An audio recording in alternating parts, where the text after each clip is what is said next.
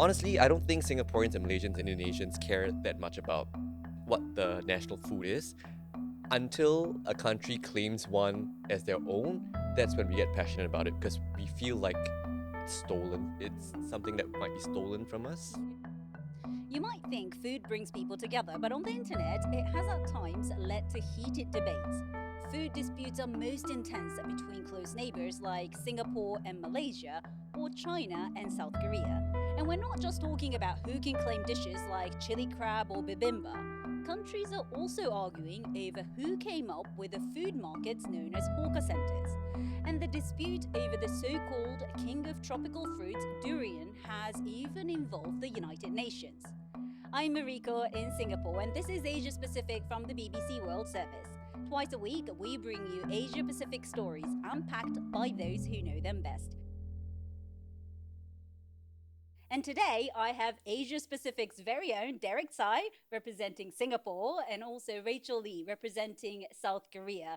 And guys, we've got quite a feast here. I think this is the first and probably the only time that we'll be allowed to bring in food into the studio. For listeners who can't see, Rachel, do you want to describe what we've got here?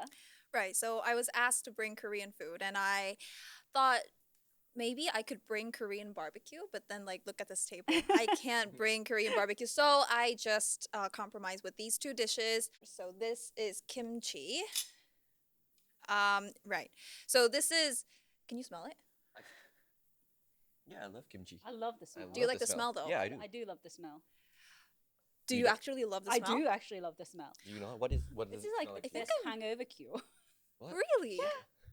Yeah. Okay. Okay, I think I'm bad Korean. I don't like the smell of it, to be honest. I don't like the smell, but I love the taste. So this is like a fermented cabbage with spicy red pepper and also seafood paste and salt. So this is like Korean soul food. Like Mariko explained, like how this is so good for hangover. We have it not only hangover, but we have it in like every proper Korean meal. So you would have this as a side dish. So this is like our national pride. So don't mess with us. We'll discuss whether it's Korean or Yeah. Yeah. or not later. And another food I have here is actually it's Quite heavy. It's quite heavy. It's because yeah. It's stone, isn't It's it? a stone pot. Yeah, it's a stone pot. So it's like a clay pot. So it's called 돌솥 bibimbap actually. So if you have it in like a so if you have it in like just a normal bowl, then you would call it bibimbap. So bibimbap is basically a rice with all these seasoned vegetable toppings, and you'll have beef in it as well. And then you have this red pepper paste as well. So you put it here and then you mix it up and then you'll have it that way. But if this bibimbap is served in this stone pot, then you would call it 돌솥 bibimbap because 돌솥 basically means stone pot in Korean. Can I say, before we get too hungry, shall we talk about what we've got from Singapore? Okay. We have here chicken rice. It's exactly what as it's called. It's chicken and rice, but it's basically either roasted chicken or steamed chicken. But what's special about this dish is the way the rice is cooked. It's cooked in fragrant chicken stock. That's what makes this dish special, and also the chili. I It's love it. it's one of the national dishes of Singapore, or what the government wants as Singapore's national dish. Yeah, let's get to that a bit later because all these dishes are in dispute, which is why we Yeah. brought them here. Let's start with something that we weren't allowed to bring into the studio because of its smell. Durian. I mean, it's not even a dish, and yet it's Malaysia and Indonesia fighting over it. Why is that, Derek? Well, I mean, yes, we weren't allowed to bring durians in. We tried, but it's too smelly. If for those who don't know what durian is, it's like this. It's called the king of fruits, tropical fruit in Singapore. It's spiky exterior. It's really pungent in smell. I personally don't like durian. I think I'm gonna get a lot of hate mail for this as a Southeast Asian, but it tastes really sweet. It's in dispute because everyone in Southeast Asia loves it. Indonesia, Malaysia, Singapore, and we all grow it. I think the dispute happened when Malaysia wanted it to be their national fruit and asked UNESCO, UN body, to make it their national fruit. And Indonesia was like, no, you know what? We grow more durians here in Indonesia. If anyone should have it as their national fruit, it should be us. But that's not but it's very common to find these kinds of dispute in Southeast Asia because it's not just durians. I think it happened with laksa or rendang, basically dishes that you can find almost everywhere in Southeast Asia, and especially in multi-ethnic cities or countries like Indonesia and Malaysia and Singapore. Because pre-colonial times, before we were broken up into different countries, 19th century, there was free flow of trade, free flow of people, free flow of communities, free flow of recipes. So the food that we dispute over, it came from all of us. It's a shared history. Correct. Shared history, it was all very fluid. And so it's now when we bicker about it, it's almost sort of like cultural amnesia. We forget that we all used to be considered a region. We are still a region, just we didn't used to be different countries.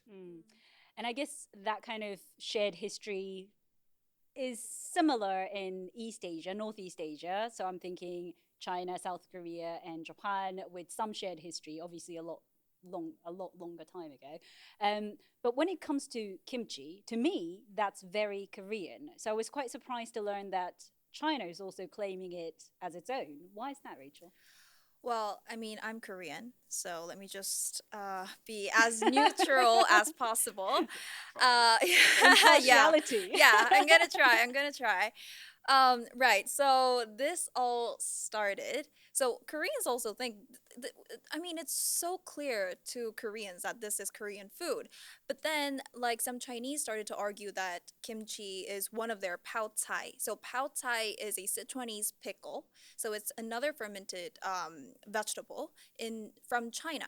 And this actually reignited when ISO, which is the International Organization of Standardization, certified pao cai's recipe. But when they did it, they made sure that this only applies to pao cai, not kimchi. But then the Chinese state media started to report this news and then start to mention about kimchi as one of pao cai. And then this angered South Koreans. Oh, so basically they're saying that pao chai is like the The umbrella. Parents Yeah, figure exactly. of kimchi. Yeah. Oh, interesting. But kimchi in Japan is seen as like really good diet food, like because it's fermented, it's Okay. obviously lots of vegetables. So it was interesting when I was reading how, some of those like magazines say, make sure you look where it was produced, where it was made, because some of them is actually made in China. So what's that about? Like China is actually producing kimchi that's sold as Korean kimchi. Right, so this is where it gets really interesting. So, Korea. So I told you about like how kimchi is originated from Korea and stuff like that. But then, because like people are all into this K food these days, thanks to all K-pop and like K-drama, they want to try Korean food. And thanks to this, K food export went up, and kimchi is one of them. It reached all-time high export last year. But then the imports that is coming in, the kimchi that's coming into Korea is also really really high, and it surpasses the export. So we're seeing a trade deficit when it comes to kimchi. So you're buying more kimchi from We're buying, outside? yeah, from Then outside. exporting. Export, yeah. Wow. And where are we getting all these kimchi from? China. China. So So it's hard to argue with what they're that saying, right? yeah, I think that's how they support their claim. Wow. We also have bibimbap. Again, I thought bibimbap is pretty Korean, but also China is claiming that as well. Is that right? Yeah, I'm glad you say it's all Korean. Oh my Your god. mind, that's mine, everything. Oh my god. Yeah, so it's another dispute between South Korea and China. The bibimbap, it all started from Jilin province. So that's the northeastern part of China. And Jilin province actually designated bibimbap as their provincial level heritage. So if you think about this provincial level, it doesn't look so special, but you have to know that in China, if it's designated as provincial level, it can oftentimes promoted to national level. So this is a very serious issue to South Koreans. And then so from China's perspective, what they're trying to do is, because China has so many minor ethnic groups, they want to bring them all together as like one China. So after the designation, the Jilin province started to like do a lot of advertisement and commercial about bibimbap being their provincial heritage.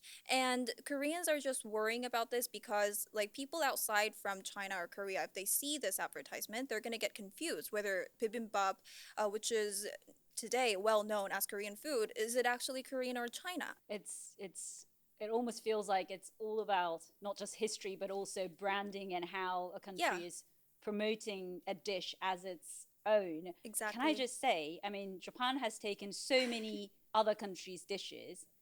Um, am I gonna get hate mail for this? But I feel like Japan actually doesn't claim it. Like, okay, the Japanese pizza, it's definitely not a pizza in the eyes of Italian, but we kind of, label as Italian. Curry, Japanese curry definitely doesn't taste anything like Indian curry, but we still, respect the fact that it came from India. Mm-hmm. Yeah. Even, all the food that we got from China or Korea, like we have yakiniku, but we call it Korean barbecue.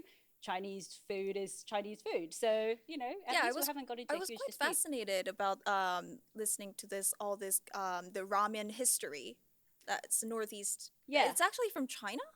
Ramen is like the origin of it is China. So you would get it in like a Chinese restaurant in Japan.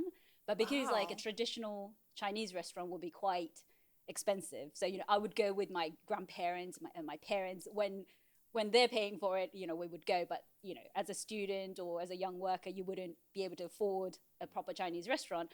And that's when, ramen became quite popular as an affordable, originated from China with some extra ingredients that Japanese chefs added. So that's ramen. So It's funny Mm. because I think to Japanese people, ramen, which is lamian in Chinese, is Chinese food, but to anyone outside of Japan, they see ramen as an inherently Japanese Yeah, food, right? exactly. But I guess it is a lot more intense among close neighbors, isn't Mm, it? And you were mm, talking about shared history between Malaysia and Indonesia, and of course Malaysia versus Singapore when it mm, comes to food that they claim, the dishes that they claim, but also even like the concept of hawker centers, mm. which to viewers and listeners outside of Southeast Asia, it's like a hawk.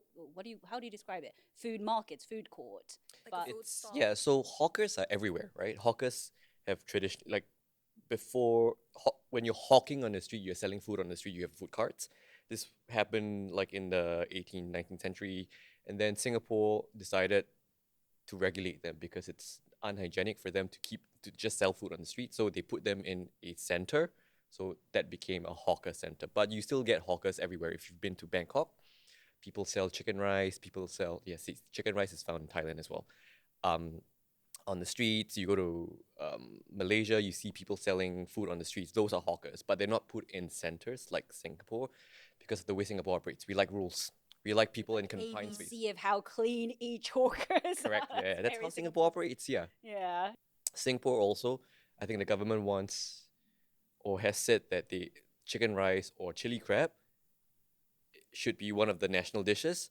But if you line up like 10 Singaporeans, they ask them what the national dish is, they will all give you different answers because we all, especially in Singapore or any multi-ethnic society like Malaysia or Indonesia, we've got Chinese, we've got Singaporean Chinese, we've got Singaporean Indian, we've got Singaporean Malays, Singaporean um yeah, and others. Well, we call them others, but they're actually Eurasians. We all have different food cuisines that we think represents our society. So it's hard to say. So we've been talking passionately about food and which countries they belong to. I actually spoke to an expert on this, Jenny Dorsey. She's a chef. She's also studied food history. She's even done a research on hawker centers that you were talking about. So let's hear what she has to say about why people get so worked up about, this food disputes, especially on the internet. I think with claiming the dishes, there's so many questions I have about like why we want to claim the dish. Like what is it that we are actually trying to claim when we're saying someone gets to say this is mine? What does that mean? Is it the dish that people eat most frequently? Is it the dish that people feel most sentimental towards? How would we measure that? That's very difficult. Is it the dish that, or is it the dish that sells the most that has a totally different connotation? When I read the comments on my own social and other people's social, when people are like truly getting at it, it's not really about the dish anymore. It's not about claiming the dish. It's about how they feel about it. It's about feeling, being able to say like, well, I want my country to claim this dish because I feel a certain way. I want to feel a certain sense of belonging. I want to feel a certain sense of ownership, perhaps. And why I'm arguing so passionately is because I want that. I want to claim that aspect of my identity. I don't want you to take it away from me. It's interesting, isn't it, how Jenny was talking about, it's about memories, because people remember food and you think about your grandparents or, who you actually share that meal with. And that's why people feel really passionately about, Rachel. Yeah, I mean, definitely. I mean, it's been 2 months since I moved to Singapore, and the first thing I bought when I started to rent a house here, the first thing I bought was actually kimchi. So food is Homesick, yeah homesick, yeah yeah. basically food is like it makes you feel like it's your home. Honestly, I don't think Singaporeans and Malaysians and Indonesians care that much about what the national identity, what the national food is, until a country claims one as their own. That's when we get passionate about it because we feel like it's stolen. It's something that might be stolen from us. Yeah, that was what I was going to ask. Like, does it even matter to, you and I, ordinary people, whether, chicken rice is from where or, kimchi is from where? Like, aside from ego, national pride, identity, do you think that actually has an impact on your identity? No, I don't think it's got an impact on my identity. I think it's just something. It's friendly rivalry on the internet. Like if Malaysia wants to claim chicken rice as their own, Singaporeans are like, no, it's ours because we eat chicken rice. We talk about it, but we're not gonna punch them in the face, right? I think for economic reasons, it makes sense for countries or governments to want to promote, like, say, Singapore wants to be the kitchen of Southeast Asia. So you get a lot of tourists come to Singapore and eat good food, or what they say is good food, then it makes sense because you get money, Yeah. right? Food is soft power It is these soft days. power. Yeah, Yeah, it's yeah. a soft power. When I go abroad, I mean, people don't just ask me about like BTS and Blackpink anymore. They wanna like find out the authentic Korean. So when I moved to Singapore, several people actually asked me like whether I could actually try Korean restaurant, and then let them know that where's the authentic one. So And they I think that was me. yeah, you were also one of them. You were also one of them, and I think it was someone in our in the bureau as well. So asked me like if I could try all these Korean restaurants and tell them the authentic like restaurants so that they could try their authentic food. So yeah, Because it's what just- annoys me the most is when you go to like European countries or America and then you walk into what it says on the door as Japanese restaurant and you eat it and you go, this is not Japanese. Like, Yeah. that's the most offensive oh thing yeah, ever. yeah, Yeah. yeah. What do you think is Japan's national dish to you? And what is the actual national dish? Does it have a national dish? I mean, sushi would obviously be the most recognized Yes. dish. Yeah. But you know me, every time I go to Japan on a deployment or whatever, I have like a list of things that I need to eat. I literally count. I have 7 days, which means 3 times, 7 meals that I can have, and start like allocating which dish I want to have on day what. You have a depending on- checklist? Yeah, I literally have a checklist. Oh, wow. But yeah, I think Monjo is definitely usually at the top of my list. And also, there's this udon restaurant in Tokyo that I cannot complete my trip without eating there. You Because know, it's noodles. as Korean, like we could be very, very like this discussion could turn into like very heated conversation because in between these two powers, China and Japan, and we have a history of colonization. We have a history of being attacked. We have a history of being influenced. We can be very, very sensitive when it comes to food dispute, and Yeah. especially if it's clearly like Korean. Yeah. I mean, yeah, because you were saying earlier how, Singaporeans and Malaysians and Indonesians, they wouldn't, punch in each other's face over food disputes. I think yeah, it's They would. different for Korean. It's get a bit different. uglier there. No, yeah. shall we leave it there and start eating some of the food? Thank you, Rachel, and thank you, Derek. I've already started. You've been watching Asia Pacific from the BBC World Service with me, Marie Koi, in Singapore. If you have any questions or thoughts on what we've covered in this episode, I think we might get quite a few, or any other stories from the region, please leave us a comment below. We might not reply, but we'll read them for sure. And click like and subscribe so you never miss an episode. But for now, thanks for watching and see you next time.